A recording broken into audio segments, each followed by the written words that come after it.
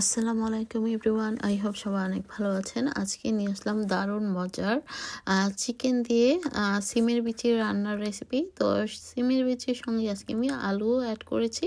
তো চলুন দেখে নিই। এখানে আমি সলিড চিকেন পিসগুলো নিয়ে নিয়েছি, মানে কয়েক পিস। এখানে কোনো হাড় তেমন নেই, মানে সামান্য কিছু। তো যাই হোক, এখানে আমি প্রথমেই হাঁড়িতে দিয়ে দিলাম সামান্য পরিমাণে তেল, দিয়ে দিয়েছি আস্ত গরম মশলা, আর দিয়ে দিলাম পেঁয়াজ কুচি, দিয়ে দিলাম টমেটো কুচি, তারপর আদা রসুন পেস্ট, এগুলো দিয়ে লবণ দিয়ে মশলাটাকে প্রথমে একটু কষিয়ে নিচ্ছি। তারপর দিয়ে দিব সমস্ত মানে গুঁড়া মশলাগুলো।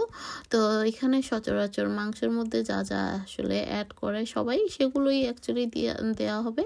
তো যাই হোক, এখানে আমি প্রথমে দিয়ে দিলাম হলুদ গুঁড়ো, ধনে গুঁড়ো, মরিচ গুঁড়ো এবং জিরা গুঁড়ো, কারি পাউডার, পাপরিকা গুঁড়ো এবং গরম মশলা গুঁড়ো। তো এই তো সমস্ত কিছু দিয়ে সামান্য একটু পানি দিয়ে মশলাটাকে খুব ভালো মতো কষিয়ে নিচ্ছি। তো মশলা কষাতে কষাতে আপনাদের সঙ্গে কিছু কথাও বলে নিই। তো আপনারা সবাই আই হোপ ভালো আছেন। তো আমরাও ভালোই আছি অ্যাকচুয়ালি। মাঝখানে কিছুদিন বেশ ভালো মানে ওয়েদার ছিল, তো যার জন্য বাহিরে তো ঘোরাফেরা আর থাকেই। তো সেই জন্য আসলে দেখা যায় এই ওয়েদারে দেখা যায় হে ফিভার হওয়ার খুব সম্ভাবনা থাকে সবারই কম বেশি। তো আমার আবার একটু বেশিই হয়। তো যাই হোক, কিছু করার নেই। গরমের দিন যতটা সুন্দর বা ভালো লাগে, তো সেরকম আবার অসুস্থতাও যায়। তো কি আর করা, আমার একটু অ্যালার্জিটিক লাইক ঠান্ডার প্রবলেম আছে। তো কিভাবে যেন হে ফিভারটা আমাকে খুব বেশি অ্যাটাক করে। তো আমি আবার এটা সহ্য করতে পারি না, খুব শরীর ব্যথা করে, কেঁপে কেঁপে জ্বর আসে, আর এই তো নাক গলা ফুলে যায়। তো জানি না এটা কার কার সাথে এমন হয়, তো আমার সাথে হলো, তাই আমি মানে আপনাদের সঙ্গে শেয়ার করলাম।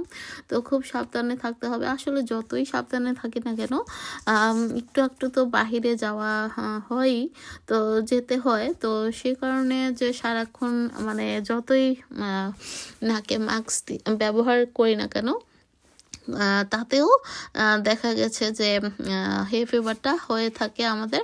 আর ডাস্টের প্রবলেম তো আছেই।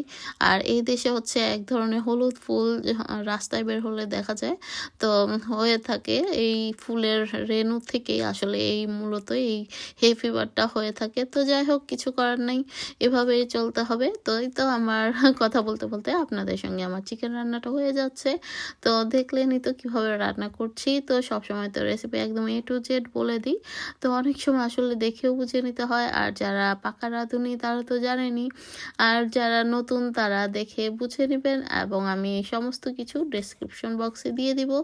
আই হোপ ভালো লেগেছে আমার আজকের রান্নাটা। তো আমার রান্নাটা তো হয়ে গেল, চিকেন দিয়ে সিমের বিচি আলু দিয়ে রান্না, খুবই সুস্বাদু হয়েছে মাশাআল্লাহ। এই প্রথম রান্না করেছি। তো আজ এ পর্যন্তই।